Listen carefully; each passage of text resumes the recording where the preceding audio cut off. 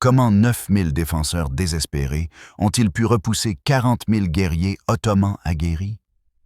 Ils l'ont fait pendant 4 mois brutaux sous le soleil brûlant de la Méditerranée. Imaginez ceci. L'année est 1565. L'empire le plus puissant de la Terre a envoyé près de 200 navires de guerre. Ces navires transportent une armée qui avait conquis des royaumes, de Bagdad à Budapest. Ils sont sur le point d'envahir une petite île calcaire. Cette île s'est défendue par des moines guerriers qui refusent de se rendre. Ce n'était pas un simple siège de plus. Ce moment allait décider si l'Europe chrétienne survivrait. Ou bien, elle deviendrait un nouveau chapitre de l'expansion ottomane. Vous allez découvrir comment un chevalier français de 70 ans a transformé des chances impossibles. Son nom était Jean Parisot de Valette. Il a mené une des victoires les plus légendaires de l'histoire. Ses tactiques étaient si brutales et brillantes qu'elles résonneraient à travers les siècles. Mais les défenseurs possédaient des armes secrètes et des innovations ingénieuses. Leur détermination était telle que même leurs ennemis écriraient des poèmes sur leur courage. À la fin de cette histoire, vous comprendrez pourquoi Voltaire déclara que rien n'était plus célèbre que le grand siège de Malte. Transportons-nous dans le monde méditerranéen du XVIe siècle. Malte s'y trouve comme une petite forteresse au milieu de la mer. C'est une île de seulement 316 km², faite de calcaire et de garrigues. Cette île n'était pas remarquable par sa taille ou sa richesse, mais par sa position. Malte commandait les étroits des détroits entre la Sicile et l'Afrique du Nord. C'était un point d'étranglement entre la Méditerranée orientale et occidentale. Quiconque contrôlait Malte contrôlait les voies maritimes et les routes commerciales même et les routes commerciales. Cela déterminait aussi le destin de l'Europe du Sud. Depuis 1530, ce joyau stratégique abritait les chevaliers hospitaliers. Ces moines guerriers avaient été chassés de Rhodes par les forces ottomanes. C'était en 1522, après un siège de 6 mois. Ce n'étaient pas des hommes d'église ordinaires. Ils étaient les raiders navals les plus habiles d'Europe. Ils avaient passé 35 ans à transformer Malte en leur base personnelle. De là, ils attaquaient la navigation ottomane. Ils capturaient des navires marchands et prenaient des prisonniers pour rançon. Ils perturbaient le commerce musulman avec une férocité qui les rendait légendaires à travers la Méditerranée. Mais parlons de l'ennemi qu'ils avaient provoqué. En 1565, l'Empire ottoman, sous le sultan Soliman le Magnifique, était devenu la superpuissance qui terrifiait toute l'Europe. Ce n'était pas une hyperbole. En 1453, les forces ottomanes avaient conquis Constantinople. Elles avaient mis fin à l'Empire byzantin millénaire. Elles avaient tué ou réduit en esclavage 50 000 de ses habitants. En 1517, ils avaient écrasé les Mamelouks et s'étaient emparés de l'Égypte. Ils ajoutaient ainsi un autre joyau à leur couronne. Un an plus tard, ils prirent l'Algérie. Cela leur offrait une base de lancement pour des raids en Espagne et en Italie. À la bataille de Mohacs, en 1525, ils avaient anéanti l'armée hongroise. 20 000 soldats masses, y compris leur roi, furent tués. Cela ouvrait la porte à l'Europe centrale. En 1529, ils assiégèrent Vienne elle-même. Ils furent à un cheveu de s'emparer du cœur de l'Allemagne. Leur marine dominait la Méditerranée après avoir détruit une flotte chrétienne combinée.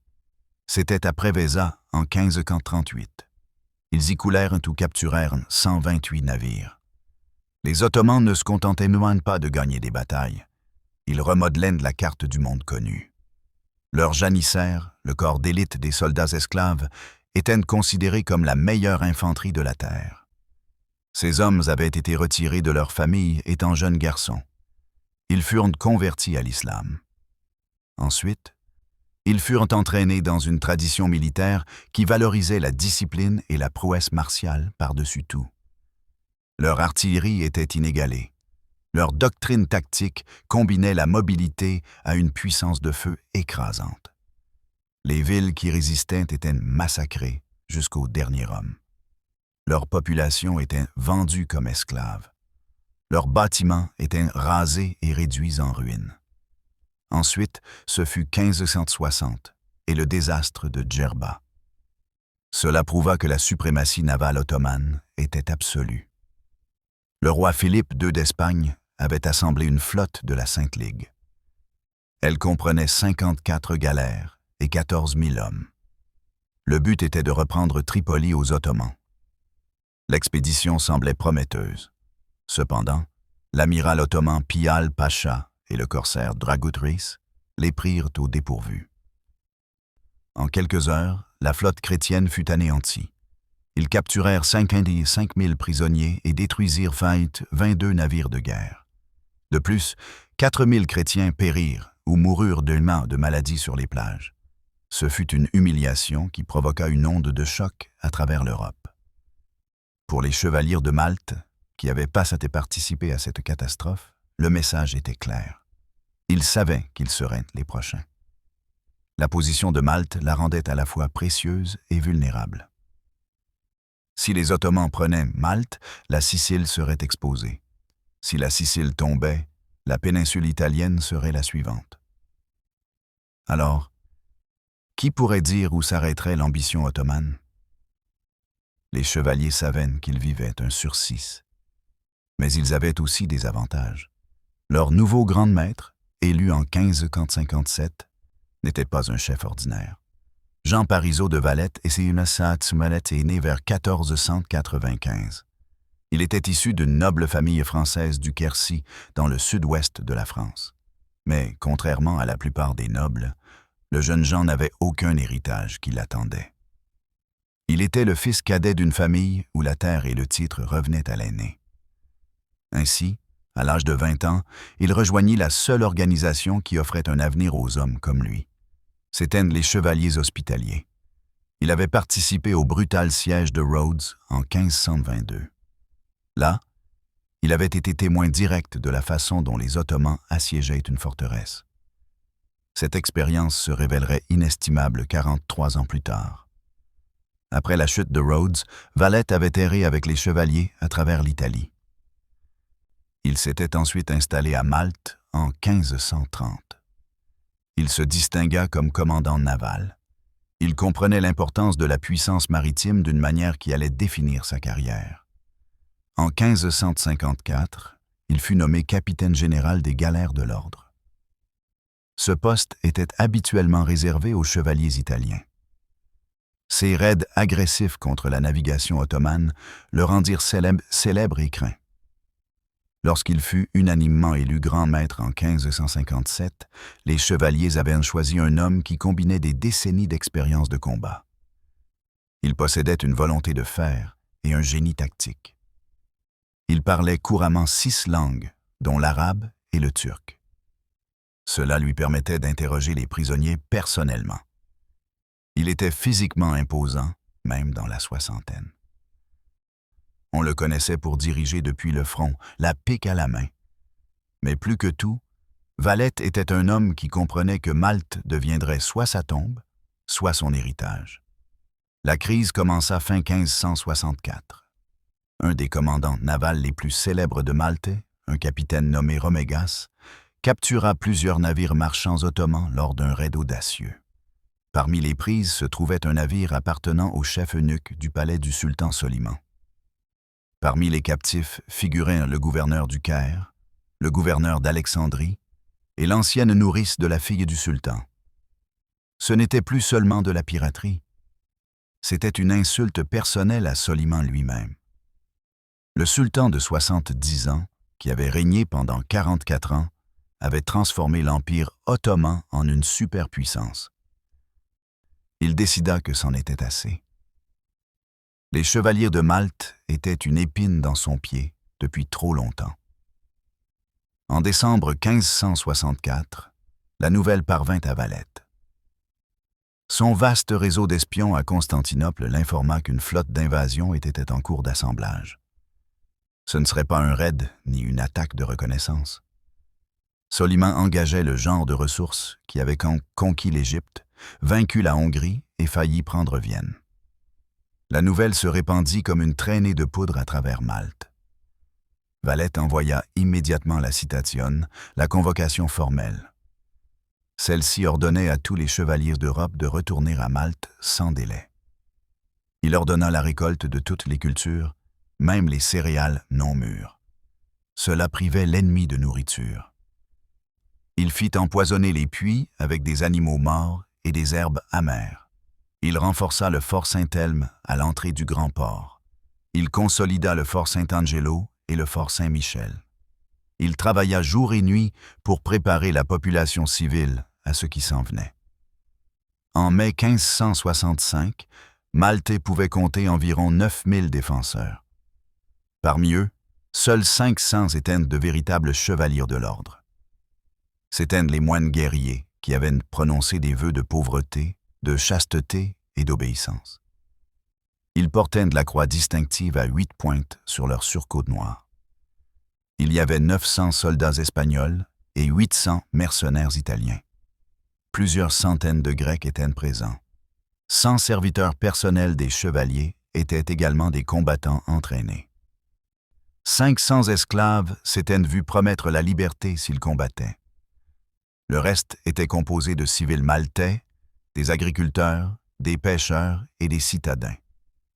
Ils avaient reçu des armes et une formation accélérée pour défendre les murs. Ils avaient donc des provisions stockées pour 4 mois, à condition de rationner avec soin. Ils avaient de la poudre à canon, des canons et des arquebuses. Ce qu'ils n'avaient pas, c'était la moindre illusion sur leur chance. Tous savaient que si une force de secours n'arrivait pas de Sicile, ils faisaient finalement face soit à la victoire, soit à l'anéantissement. Les Ottomans ne négociaient pas les conditions de reddition avec les pirates. Au matin du 18 mai 1565, l'horizon s'obscurcit de voiles. Des pêcheurs revenant au port comptèrent près de 200 navires de toute taille. Il y avait des galères massives propulsées par 400 esclaves enchaînés chacune.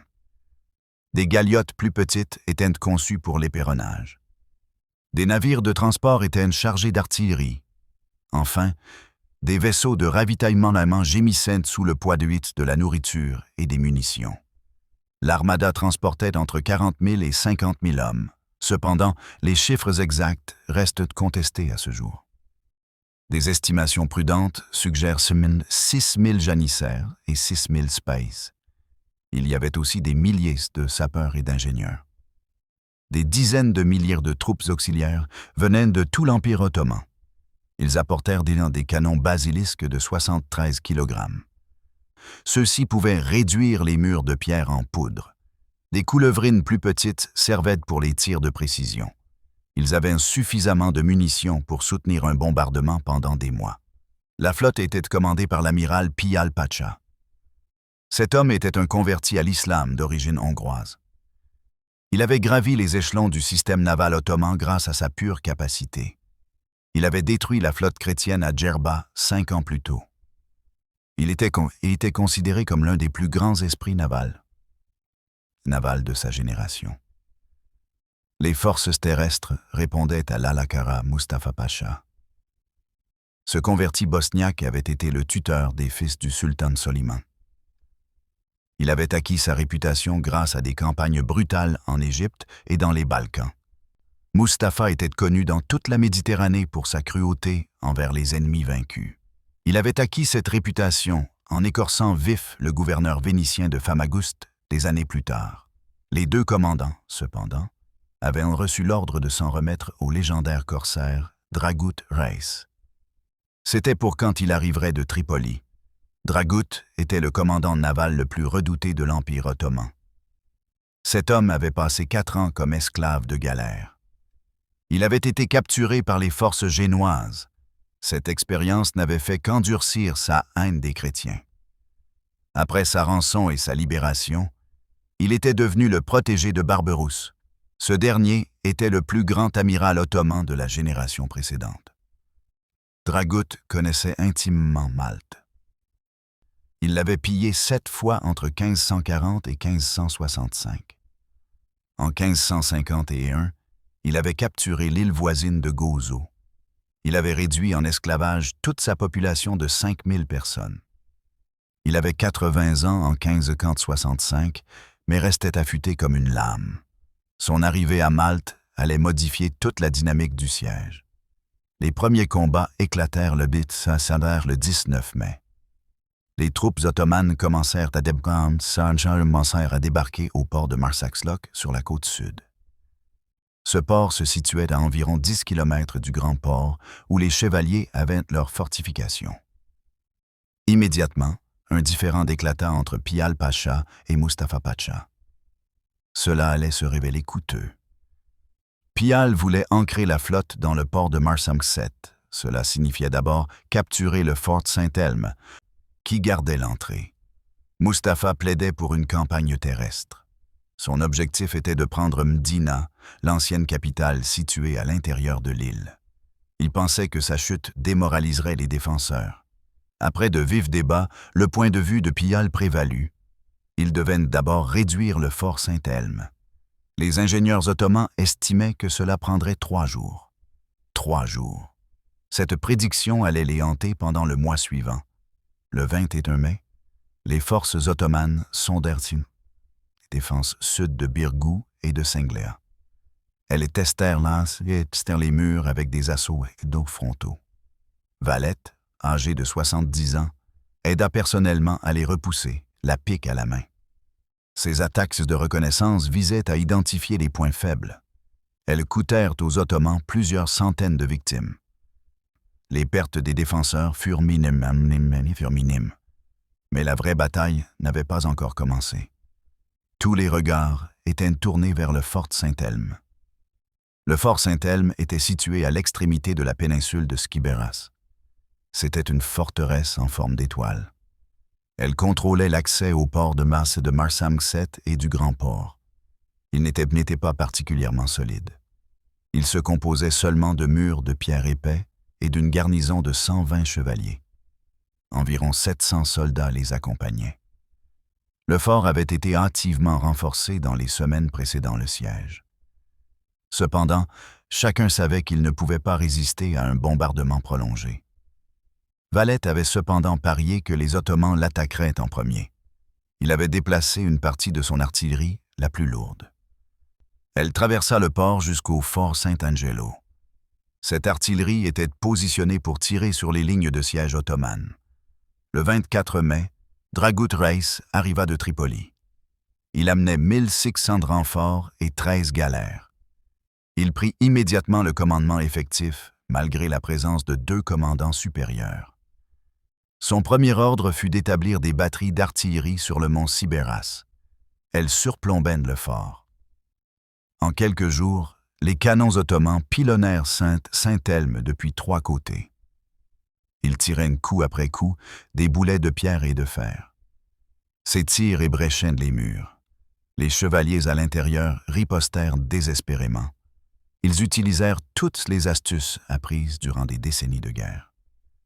Ils abaissèrent des matelas de laine et de coton sur des sections de murs. Ces matelas absorbaient les impacts de canons. Ils effectuèrent des raids nocturnes pour enclouer les canons ottomans. Ils tirèrent leur propre artillerie avec une précision dévastatrice. Valette les renforça à plusieurs reprises. Il envoya de petites embarcations à travers le port après la tombée de la nuit. Ces bateaux apportaient notamment des troupes fraîches, des munitions et de la nourriture. Le bombardement était sans précédent en Méditerranée. L'artillerie ottomane tira des milliers d'obus par jour. Le tonnerre constant résonnait à travers l'île. Les chevaliers répondirent par une innovation défensive. Elle devint légendaire. Les cerceaux de feu. Il s'agissait de roues en bois. Elles étaient enveloppées de matériaux combustibles, du coton trempé dans de l'alcool et de l'huile, mélangé à du salpêtre et de la poudre à canon, formaient ces matériaux. Ces cerceaux étaient enflammés, puis roulés le long des approches abruptes du fort. Les soldats ottomans attaquant en montée se retrouvaient soudain face à des roues de flammes. Ces roues s'écrasaient dans leurs rangs. Elles enflammaient les hommes et brisaient leur formation. C'était brutal, efficace et psychologiquement dévastateur. Mais les chiffres finissent par parler, et les Ottomans continuaient d'arriver. Le 2 juin, Dragut inspectait les positions d'artillerie ottomane. Un tir de riposte du fort Saint-Angelo frappa alors un emplacement de canon voisin. Des fragments de pierre volèrent. Un morceau frappa Dragut à la tête, lui fracturant le crâne. Il agonisa pendant des jours, à peine conscient, puis il mourut le 23 juin, le jour même de la chute du fort Saint-Elme. Sa mort retira le seul commandant qui comprenait vraiment la guerre de siège. Ni Pial, ni Mustapha n'auraient ni contesté son autorité. À la mi-juin, le fort Saint-Elme était une ruine. Les murs étaient brisés à plusieurs endroits. La garnison avait été réduite à moins de 100 combattants efficaces. Tout le monde savait que la fin était proche. Le 23 juin, après un mois de bombardements et des dizaines d'assauts, les Ottomans lancèrent leur attaque finale. Ils arrivèrent par vagues. Les janissaires hurlaient leurs cris de guerre. Ils escaladèrent les cadavres pour atteindre les brèches. Les défenseurs se battirent jusqu'au dernier homme. Seuls 9 chevaliers survécurent à l'assaut final. Ils étaient trop blessés pour bouger. Les Ottomans avaient capturé le fort Saint-Elme. Mais cela leur avait coûté cher. Les pertes ottomanes s'élevèrent à environ 6000 morts. Cela incluait la moitié de leur force d'élite de janissaires. 1500 défenseurs furent tués. Cette estimation de 3 jours s'était étirée sur 5 semaines. L'impact psychologique fut immense. Les Ottomans avaient gagné, mais ils avaient appris que chaque parcelle de Malte serait trempée de sang. Ce qui suivit devint l'un des moments les plus tristement célèbres du siège. Mustapha Pacha, enragé par les pertes, cherchait à démoraliser les défenseurs restants. Il ordonna la décapitation des corps des chevaliers morts. Leurs têtes furent clouées sur des croix en bois. Ces radeaux macabres furent flottés à travers le grand port jusqu'à Birgou. C'était un message écrit dans le sang et la chair en putréfaction. La réponse de Valette fut calculée et tout aussi brutale. Il ordonna l'exécution de tous les prisonniers turcs.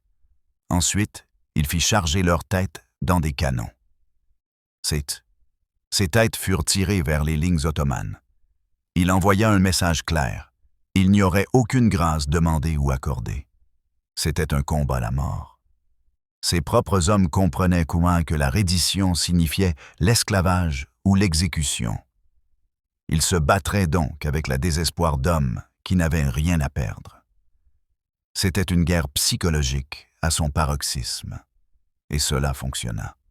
Avec le fort Saint-Elme capturé, les Ottomans pouvaient désormais ancrer leur flotte en toute sécurité. Ils tournèrent leur attention vers les défenses principales. Celles-ci comprenaient les villes fortifiées de Birgou et de Senglea. Ces villes se situaient sur la péninsule, de l'autre côté du Grand Port. Celles-ci étaient bien plus solides que Saint-Elme. Elles étaient protégées par d'épais murs et de multiples bastions. Valette lui-même les commandait depuis le fort Saint-Angelo. Mustapha Pacha planifia un assaut à 2 volets.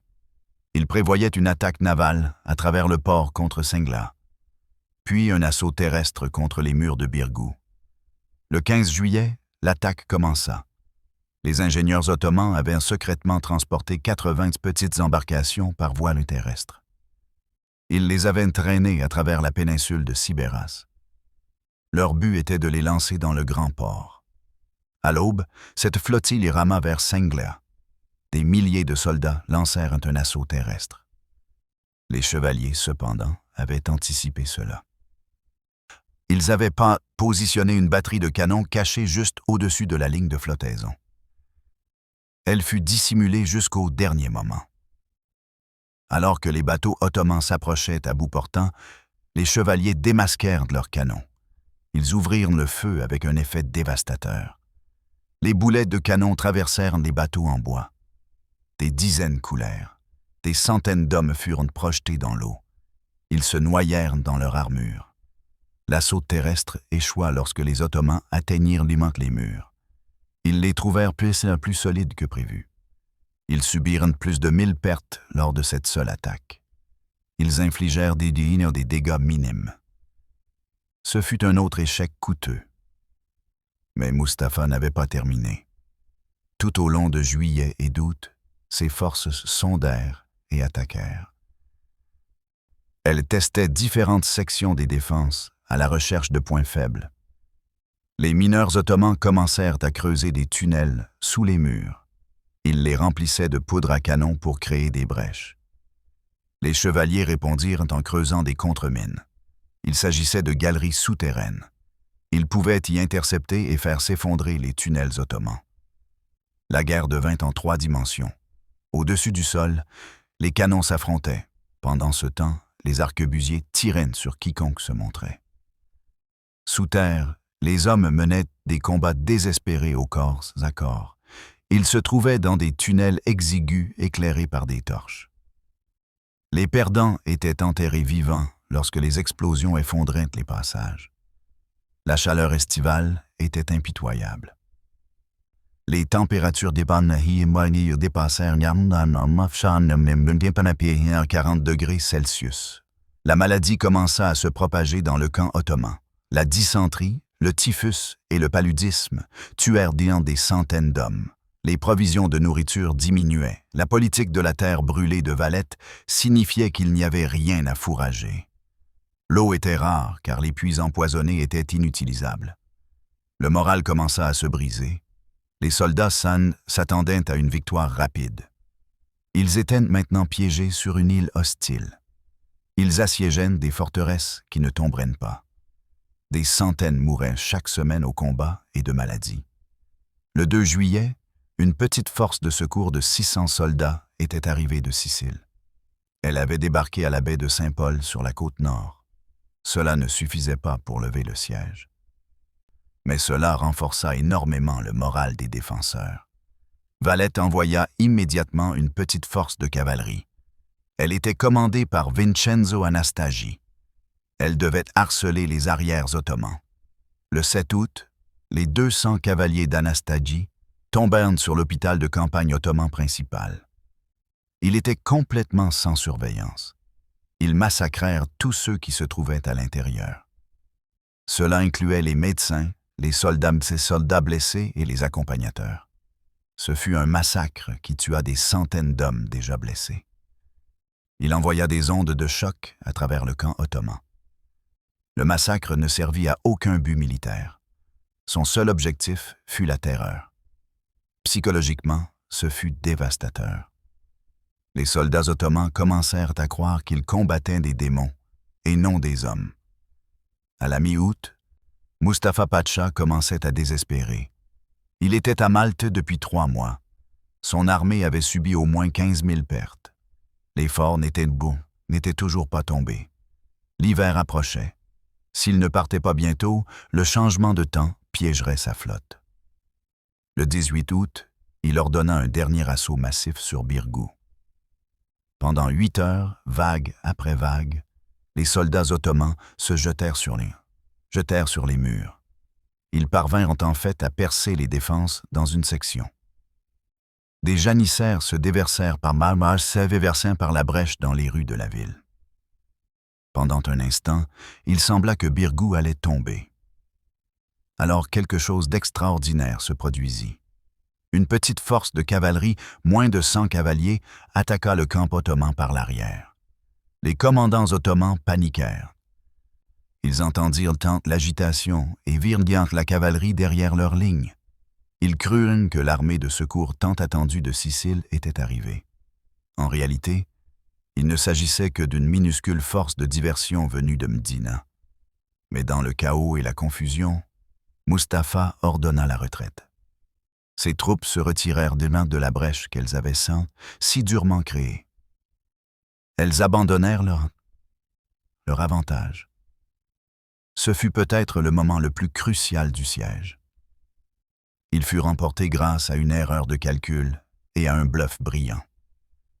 L'assaut manqué du 18 août brisa quelque chose dans l'armée ottomane.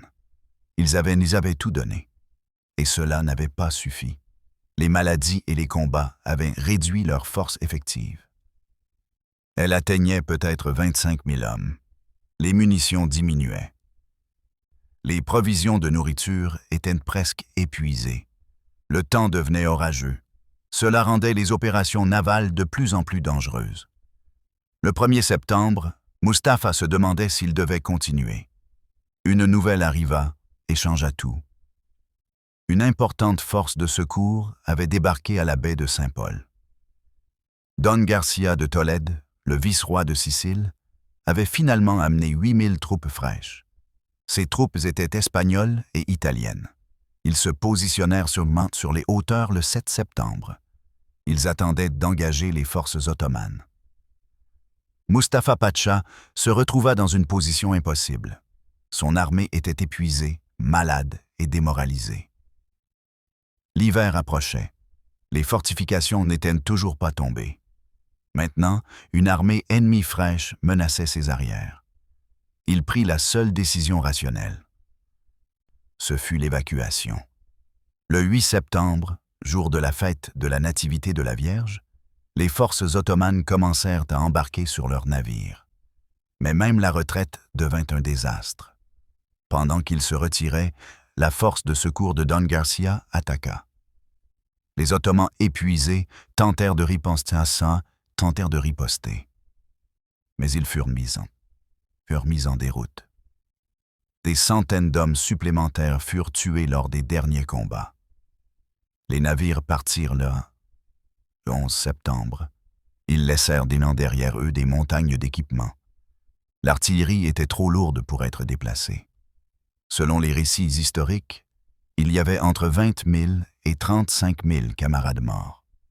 Moins de la moitié de la force d'invasion originale retourna vivante à Constantinople. Nombre d'entre eux portaient en des blessures ou des maladies. Celles-ci les tueraient dans les mois suivants. Derrière leurs murs brisés, les défenseurs avaient tenu bon. Ils avaient cependant payé un coût exorbitant. Malte perdit environ 2500 militaires tués. Parmi eux se trouvaient environ 250 chevaliers, soit environ un tiers des effectifs de l'ordre. 7000 civils maltais supplémentaires trouvèrent la camp vers la mort. Certains furent massacrés lors des raids ottomans. D'autres furent réduits en esclavage et moururent d'épuisement. Birgu et Sengla étaient en grande partie en ruine. Leurs bâtiments avaient été détruits par des mois de bombardements. Les survivants étaient affamés, blessés et traumatisés. Pourtant, ils avaient gagné. Contre le plus puissant empire de la Terre, avec des chances de 1 contre 5, ils avaient tenu leur mur. Ils avaient bien de briser une armée qui avait conquis des royaumes. L'immédiat après-siège fut marqué par un immense soutien de l'Europe chrétienne reconnaissante. De l'argent, des provisions et des volontaires affluèrent à Malte. Le pape Pie IV offrit la barrette de cardinal à La Valette. Il la refusa poliment, affirmant que sa place était auprès de ses frères chevaliers. L'Espagne envoya des ingénieurs et des fonds pour entamer la reconstruction. La Valette, toujours stratège, commença immédiatement à planifier une nouvelle ville fortifiée. Elle serait située sur le mont Sibéras. C'était la position même d'où l'artillerie ottomane avait bombardé le fort Saint-Elme. Cette nouvelle ville serait conçue par les meilleurs architectes militaires d'Europe. Elle intégrerait toutes les leçons apprises pendant le siège. La construction commença en 1566. Bien que La Valette soit mort en 1568 d'une attaque cérébrale avant de l'avoir achevée, la ville fut nommée en son honneur, La Valette. Elle devint l'une des villes les plus fortifiées du monde. Ses bastions et ses murs furent conçus spécifiquement pour empêcher une autre attaque ottomane. Ces murs subsistent aujourd'hui. Ils sont un site du patrimoine mondial de l'UNESCO et le témoignage de la vision d'un homme. Les conséquences s'étendirent bien au-delà de la reconstruction d'une seule île. L'Empire ottoman avait subi sa première défaite militaire majeure en plus d'un siècle. Pendant des décennies, les armées ottomanes avaient semblé invincibles. Elles s'étaient étendues dans toutes les directions. Elles avaient conquis elles avaient conquis de nouveaux territoires, presque à volonté. Malte brisa cette perception. Les puissances européennes, jusque-là terrifiées et divisées, retrouvèrent soudain espoir et unité. L'impact psychologique se propagea à travers le continent. Dans les 6 ans qui suivirent, une flotte de la Sainte Ligue vainquit la marine ottomane à la bataille de Lépante en 1571. Cette victoire détruisit 200 navires ottomans et tua 30 000 marins turcs. Cette victoire fut rendue possible par la confiance renouvelée et la coopération inspirée par Malte.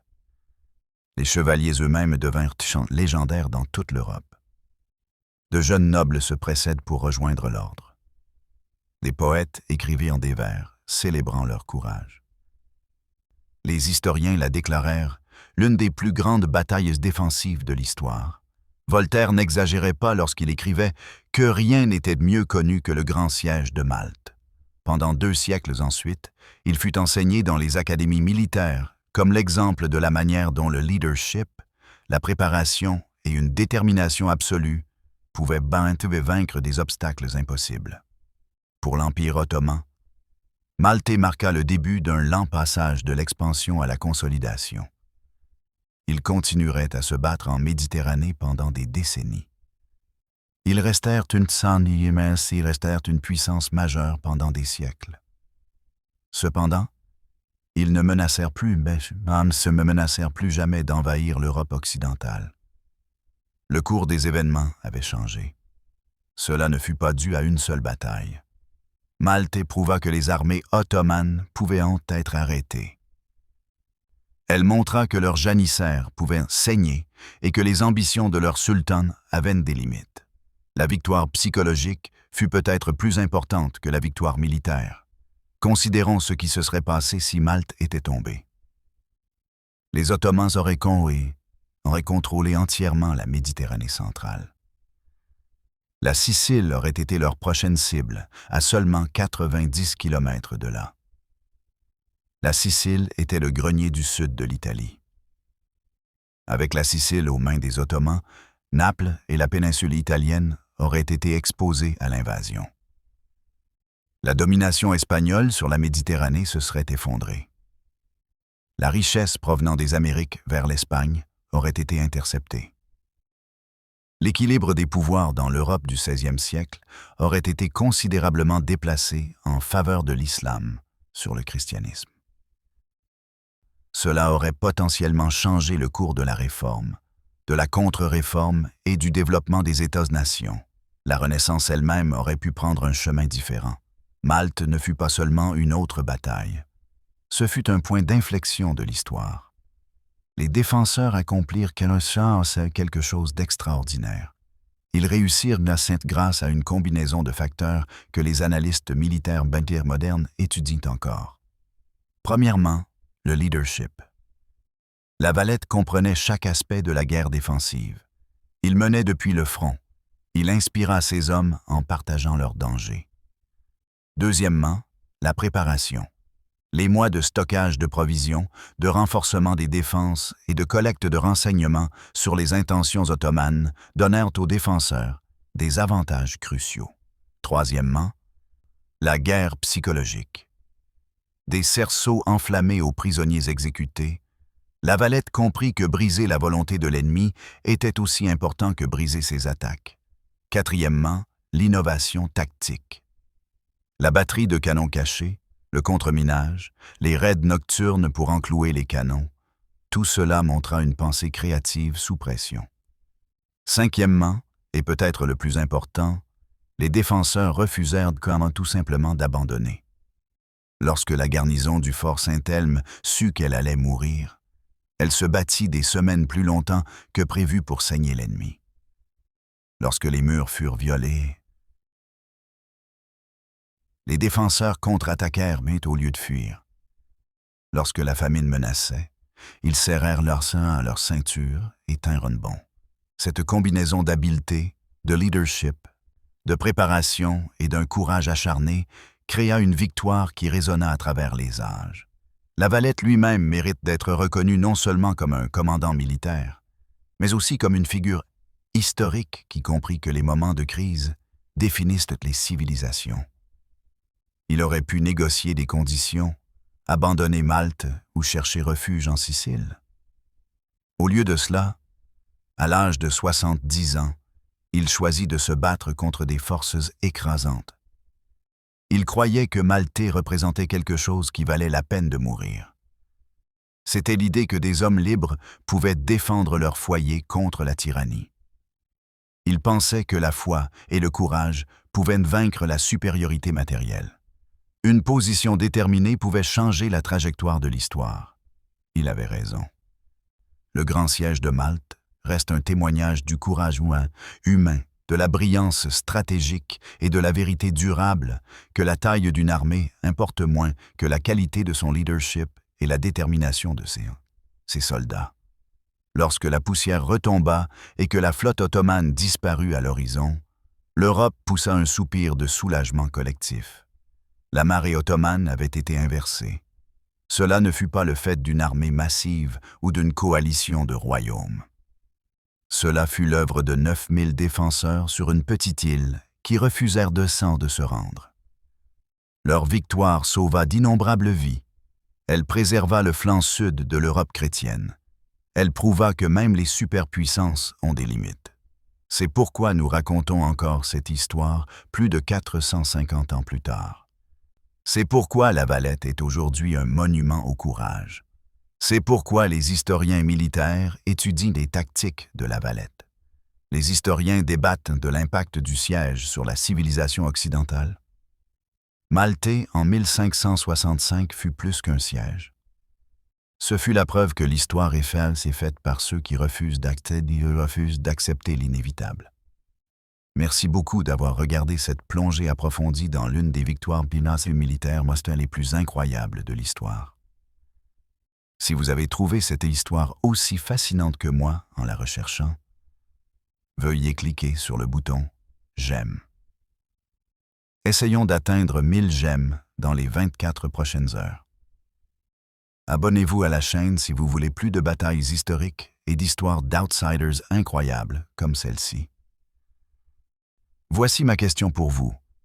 Quelle bataille ou quel événement historique devrais-je couvrir ensuite?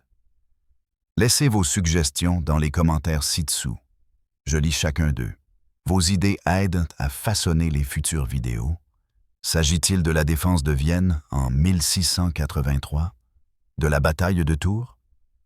Peut-être quelque chose de plus obscur comme les navires tortues coréens qui ont vaincu la marine japonaise? Faites-moi savoir ce que vous voulez apprendre. Merci encore de faire partie de cette communauté de passionnés d'histoire. Je vous verrai dans la prochaine vidéo. Nous explorerons un autre moment où les chances étaient impossibles, mais où quelqu'un a gagné quand même. Jusque-là, restez curieux et souvenez-vous que l'histoire est pleine d'histoires où la détermination a vaincu le destin.